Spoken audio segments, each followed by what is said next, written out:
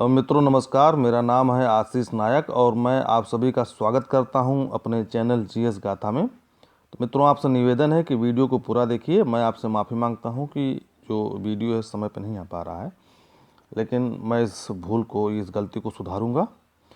Current affair इसलिए महत्वपूर्ण हो जा रहा है आज के तारीख में क्योंकि अब जो हम लोग देख रहे हैं कि करंट अफेयर बहुत ही टफ पूछा जा रहा है, ठीक है ना। तो इसलिए वीडियो को पूरा ध्यान से देखिए और पूरा वीडियो देखने की कोशिश करिए। चलिए आइए पहली खबर पे चलते हैं हम लोग। खाद्य सुरक्षा सूचकांक 2020-21 यह जारी किया गया है मनसुख मांडविया द्वारा, जो कि केंद्रीय स्वास्थ्य और परिवार कल्याण मंत्री हैं, उनके द्वारा है जारी किया गया है। ये जो खाद्य सुरक्षा सूचकांक है कुल 5 पैमाने पर है, जो 5 पैमाने पर जो है राज्यों का प्रदर्शन को देखा गया, जांचा गया है। और ये जो खाद्य सुरक्षा सूचकांक 2020-21 है, यह तीसरा जो है राज्य खाद्य सुरक्षा सूचकांक 20 सितंबर 2021 को जारी किया गया। यह तीसरा है, ठीक है ना, यह तीसरा सर्वे है। इस रैंकिंग के आधार पर 9 राज्यों और यूटी मतलब यूनियन टेरिटरी को सम्मानित किया गया है, ठीक है। जो बड़े राज्य हैं गुजरात, केरल, तमिलनाडु, इनकी रैंकिंग इस प्रकार है। जो बड़े राज्य हैं, गुजरात नंबर 1 है, केरल जो है नंबर 2 पर है, और तमिलनाडु जो है नंबर 3 पर है। छोटे राज्यों में गोवा 1 नंबर पे है, मेघालय दूसरे नंबर पे है और मणिपुर जो है तीसरे नंबर पे। यह इनकी रैंकिंग दी गई है। जो खाद्य सुरक्षा सूचकांक है, इसमें जो है कुल 5 मापदंड निर्धारित किए गए हैं। आपसे परीक्षा में पूछा जा सकता है कि कितने मापदंडों पर जो है खाद्य सुरक्षा सूचकांक को मापा गया है। तो यह कुल 5 मापदंड हैं।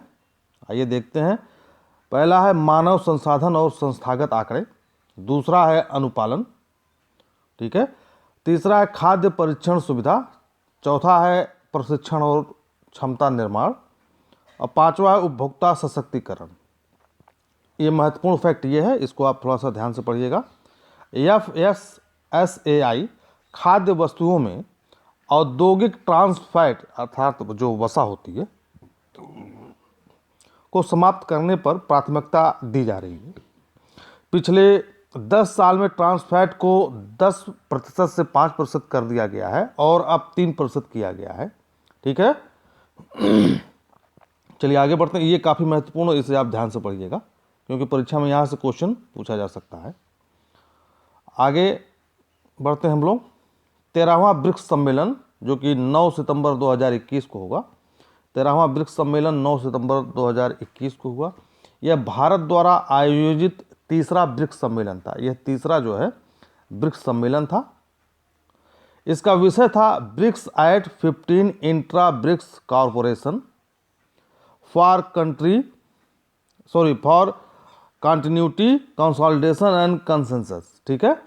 तो स्लोगन को याद करिए क्योंकि पीसीएस में पूछा जा सकता है कि ब्रिक्स का क्या विषय था। तो ब्रिक्स जो नेशन है उनका जो ये विषय ये था, तो आप लोग इसको थोड़ा सा ध्यान से देखिएगा। नई दिल्ली घोषणा पत्र के स्वीकारोक्त के साथ ही इसका समापन हुआ। जो नई दिल्ली घोषणा पत्र जब इस सम्मेलन था तो इसका नई दिल्ली घोषणा पत्र पढ़ा गया और इसी के साथ ही ये 13वां ब्रिक्स सम्मेलन जो है वह समाप्त हो गया। ब्रिक्स सम्मेलन में कुल 4 क्षेत्रों पर प्रकाश डाला गया। महत्वपूर्ण फैक्ट है। पहला बहुपक्षीय प्रणाली में सुधार, दूसरा है आतंकवाद विरोधी सहयोग, तीसरा है सतत विकास लक्ष्यों को प्राप्त करने के लिए डिजिटल और तकनीकी उपकरणों का उपयोग करना, ठीक है। चलिए आगे बढ़ते हैं हम लोग।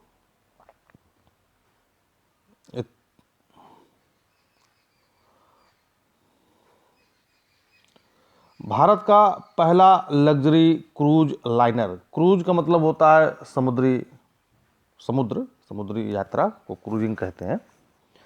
ये 18 सितंबर 2021 को, आजकल पीसीएस में जो है तारीख भी पूछा जा रहा है, ठीक है, कब लॉन्च हुआ। 18 सितंबर 2021 को यह लॉन्च हुआ। इसे Indian railway catering and tourism corporation IRCTC ने लॉन्च किया है, ठीक है ना।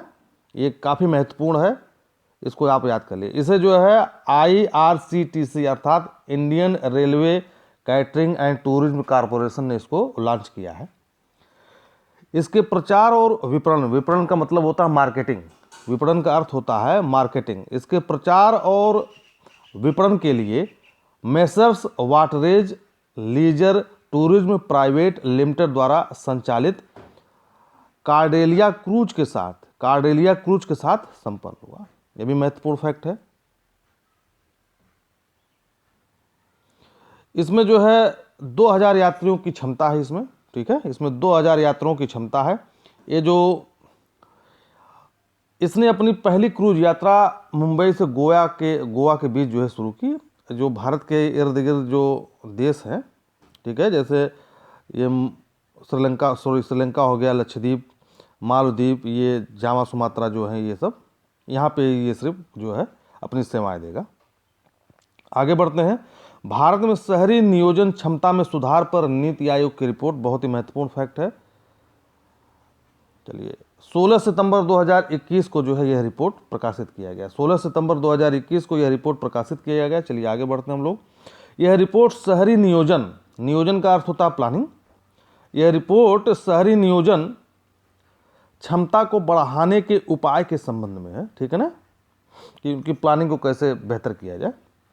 इस रिपोर्ट को नीति आयोग के उपाध्यक्ष डॉक्टर राजीव कुमार, सीईओ अमिताभ कांत और विशेष सचिव डॉक्टर राजेश राव ने मिलकर जारी किया, ठीक है, 3 लोगों ने मिलकर जो है जारी किया। तो पूछा जा सकता है, एक क्वेश्चन महत्वपूर्ण है।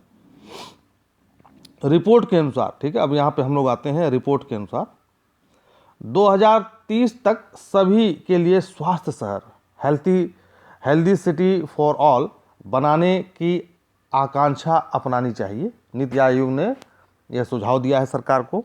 दूसरा है 5 साल की अवधि के लिए 500 स्वास्थ्य शहर कार्यक्रम, हेल्थी सिटी प्रोग्राम नामक केंद्रीय क्षेत्र की योजना में जो है सिफारिश की गई है गवर्नमेंट से। और 2036 तक शहरी विकास दर में जनसंख्या वृद्धि 73% तक बढ़ने की संभावना है। यह जो है नीति आयोग ने सरकार को मतलब ये बताया है, ये अपनी अपनी चीज़ें। तो ये सब महत्वपूर्ण चीज़ें हैं। पूछा जा सकता है कि नीति आयोग ने जो ये सुझाव दिया है किन किन विषयों पर दिया है, ठीक है। भारत में शहरी नियोजन क्षमता में सुधार पर नीति आयोग की रिपोर्ट में किन किन विषयों पर दिया है, ये जो 3 चीज़ें आप लोग थोड़ा सा ध्यान से पढ़िएगा। आगे हम लोग बढ़ते हैं। ब्लू फ्लैग प्रमाण पत्र। चलिए, ब्लू फ्लैग प्रमाण पत्र है यह क्या है पहले ये जानते हैं। इस प्रमाण पत्र से प्रमाणित बीज पर पर्यटन व पर्यावरण की दृष्टि से उच्चतम मापदंडों का पालन करते हुए पारिस्थितिकी की गुणवत्ता व पर्यटकों की सुरक्षा की जा रही है। अगर ये ऐसा है किसी बीच पर, जो समुद्र बीच होता है, ठीक है ना, जो समुद्र के तट होते हैं, तो ये जो है अगर वहाँ पर ये इन नियमों का पालन किया जा रहा है तो उसे जो है ब्लू फ्लैग प्रमाण पत्र दिया जाता है। फाउंडेशन फॉर एनवायरमेंट एजुकेशन, ठीक है, अब किसके द्वारा दिया जाता है ये देखिए, किसके द्वारा दिया जा रहा है। Foundation for environment education Denmark के द्वारा इको लेबल ब्लू फ्लैग का प्रमाण पत्र देता है। इको लेबल ब्लू फ्लैग का प्रमाण पत्र ये देता है। ये डेनमार्क की एक संस्था है, उसके द्वारा ये दिया जाता है। भारत के तमिलनाडु के जो है कोवलम, भारत के तमिलनाडु के कोवलम और पांडुचेरी या पुदुचेरी जो अब नाम है, ईडन समुद्र तट को यह प्रमाण पत्र 21 सितंबर 2021 को दिया गया। भारत में यहाँ के लिखा है, भारत के अब तक 10 समुद्र तटों को यह प्रमाण पत्र दिया जा चुका है, जिसने अपना एक बढ़िया पर्यावरण के अनुकूल बीच को सुरक्षित रखा है। उन्हीं लोगों को, उन्हीं बीच को जो है समुद्र तटों को यह प्रमाण पत्र दिया गया है। तो ये भी काफ़ी महत्वपूर्ण ब्लू फ्लैग प्रमाण पत्र, ठीक है। ये थोड़ा सा पढ़ लीजिए, ध्यान से देखिएगा, सब आपको याद आ जाएगा। वीडियो को लाइक करिए, शेयर करिए और सब्सक्राइब भी करिए। चलिए ये देखते हैं हम लोग। असम में करबी आंगलोंग समझौता, असम में जो है करबी आंगलोंग समझौता 4 सितंबर 2021 को हुआ है। ये क्योंकि जीएस अब काफ़ी महत्वपूर्ण और काफ़ी टफ पूछा जा रहा है, इसलिए थोड़ा सा आप वन लाइनर मत पढ़िए। वन लाइनर पढ़ना जो है आपके लिए हानिकारक हो सकता है, इसलिए थोड़ा सा डिटेल में किसी चीज़ को पढ़िए। समय जरूर लगेगा लेकिन पढ़िए जरूर। इस तारीख को असम सरकार, यानी कौन सी तारीख है, 4 सितंबर 2021 को असम सरकार केंद्र सरकार और राज्य के 5 उग्रवादी समूह, महत्वपूर्ण फैक्ट है ये देखिए, राज्य के 5 उग्रवादी समूहों के बीच एक त्रिपक्षीय समझौता हुआ। कौन कौन? असम सरकार, केंद्र सरकार और ये जो है कार्बी आंगलोंग जो है, ये जो उग्रवादी समूह हैं उनके बीच 3 पक्ष थे इसमें। कार्बी असम के एक प्रमुख जनजाति हैं या जातीय समूह हैं। यह 5 उग्रवादी गुट इस प्रकार है, ठीक है ना। ये जो एक तो थी सेंट्रल गवर्नमेंट, ठीक है ना, एक थी आसाम सरकार, और ये जो उग्रवादी गुट हैं, मिलिटेंट हैं, ठीक है, ये कुल 5 मिला के थे, यानी 3 त्रिपक्षीय समझौता है ये। आइए देखते हैं कौन कौन से थे। पहला है people's democratic council for Karbi Longri, PDCK। दूसरा है Karbi Longri NC hills liberation front, KLNLF। तीसरा है Karbi people's liberation tiger, KPLT। और चौथा है कुकी लिबरेशन फ्रंट, KLF।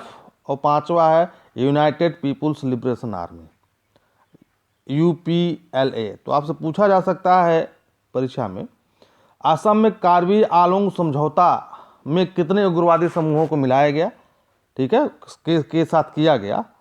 तो ये है कुल 5 गुट है, आप यह याद रखिए, ठीक है।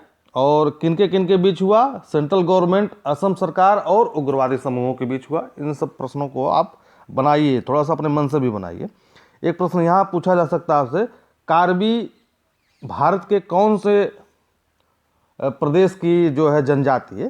कार्बी भारत के कौन से प्रदेश की जनजाति है, या कार्बी निवास कहाँ करते हैं? आसाम में, साउथ अफ्रीका में, अमेरिका में, या दक्षिण अमेरिका में, इस या अफ्रीका में? इस टाइप के प्रश्न पूछे जा सकते हैं। तो ये कार्बी नाम जो है, देखिए आपको लग रहा होगा कि ये शायद विदेशी नाम है, ठीक है, तो इसको थोड़ा सा ध्यान से पढ़िए आप लोग। आगे बढ़ते हैं। भारत की सबसे बड़ी फ्लोटिंग सोलर PV परियोजना, ठीक है, बहुत महत्वपूर्ण है और प्रश्न आएगा जरूर, क्योंकि बहुत ही महत्वपूर्ण है, अपने आप में ये एक यूनिक क्वेश्चन भी है ये। यह NTPC ने बनाया है, ठीक है, नेशनल थर्मल पावर कॉर्पोरेशन, जो कि कोयले से जो बिजली उत्पादन करता है उस संस्थान ने बनाया। नेशनल थर्मल पावर कॉर्पोरेशन ने बनाया है। आंध्र प्रदेश में विशाखापट्टनम में अपने Simhadri thermal station, thermal station का मतलब होता है ऐसा थर्मल स्टेशन जहाँ पे कोयले के माध्यम से बिजली पैदा की जाती है, उसको थर्मल स्टेशन कहते हैं, के जलाशय में 25 मेगावाट बिजली की भारत की सबसे बड़ी फ्लोटिंग सोलर PV परियोजना का उद्घाटन किया गया है।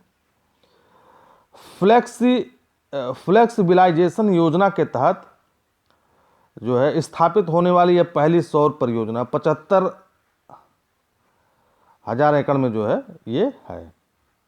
आइए बनाया गया है ये।